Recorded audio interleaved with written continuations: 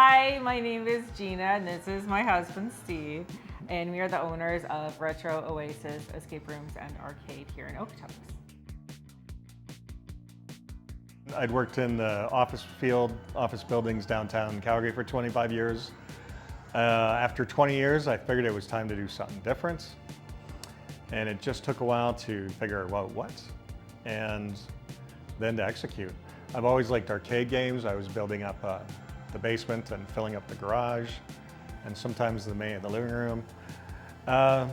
So it just felt like this was a great business idea, and once we saw a place that proved it could be a successful venture, we decided to go all in and give it a shot. So here we are. We are really all in. So we live South Calgary. We're looking for something to service that. Obviously arcades nobody does it, so it would have been unique to do our vintage arcades anywhere.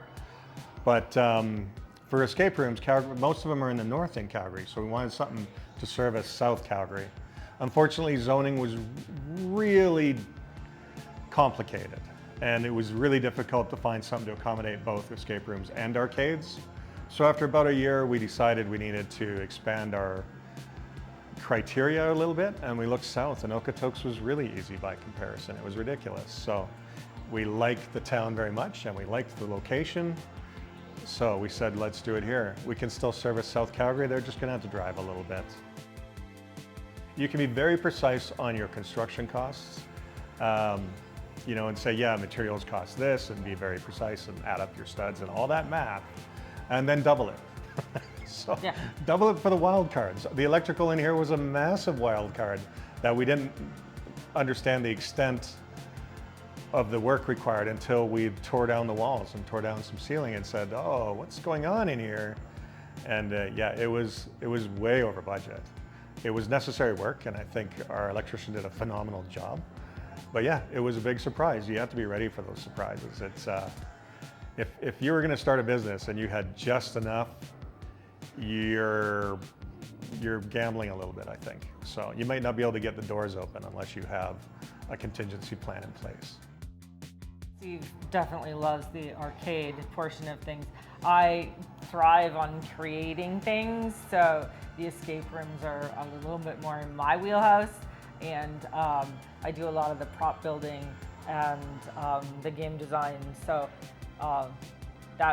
that's super fun. But I think what really just drives us to keep going is, frankly, keeping the lights on, because we got to make money, because otherwise all these other things don't mean anything. So that is a thing. I don't know if a lot of people understand that with a new business, like once you've signed the lease, unless you're an established business and you don't have any personal stake in things, you're really in it.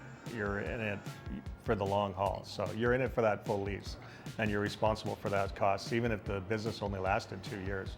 You have to be dead serious when you do it, that yeah, we're gonna go all in, and we're gonna go as long as we can. I hope people know by now that we are very community driven. We really like to focus on supporting other people in our community. We shop at other local businesses. We stock items from other local businesses. And I think it's really important that that small business community really lives together, because we only help each other. So we offer a lot of things for a lot of different people. And so I guess the best way to find out is to go to our website, retrooasis.ca, and have a look at everything that we have to offer.